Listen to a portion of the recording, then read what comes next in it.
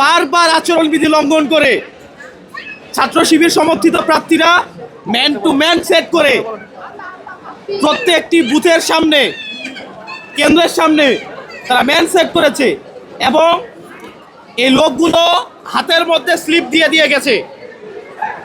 স্পষ্ট করে বলা ছিল যে ভোট কেন্দ্রের বাইরে এই স্লিপগুলো দেওয়া যাবে না।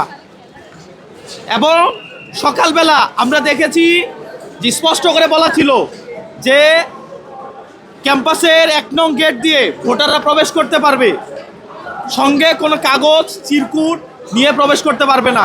কিন্তু 10টা বাজতে না বাজতেই আমরা দেখলাম নিয়মটি বদলে গেল। কার স্বার্থে এই নিয়মটি বদলালো আপনারা সবাই নিশ্চয়ই বুঝতে পেরেছেন।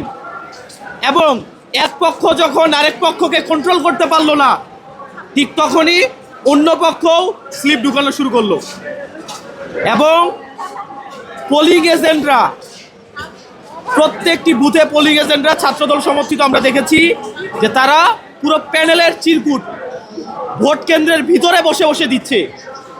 এবং নির্বাচন কমিশন এ নিয়ে ব্যবস্থা নিতে নিতে দুপুর পার হয়ে গেছে। এবং নির্বাচন কমিশন পুরো বিশ্ববিদ্যালয়ের সাথে আজকে প্রহসন করেছে। তাদের এত বেশি দুর্বলতা পরিলক্ষিত হয়েছে যে একটি ঘটনার জন্য তাদের কাছে অভিযোগ দিলে সেটি সমাধান করতে করতে 2-3 ঘন্টা পার হয়ে যায়। বিএনপি দ্বারা প্রভাবিত, আরেকটি পক্ষ জামাতের দ্বারা প্রভাবিত। আপনারা দেখেছেন যে আমাদের ছাত্র সংসদ নির্বাচনকে কেন্দ্র করে শিক্ষক সমিতি এবং ইউটিএল তারা কি পরিমাণ কাদা চুরাচুরি করছে। মনে হচ্ছে এটি শিক্ষার্থীদের নির্বাচন নাকি শিক্ষকদের নির্বাচন, পলিটিক্যাল পার্টির নির্বাচন আমরা বুঝতে পারছি না।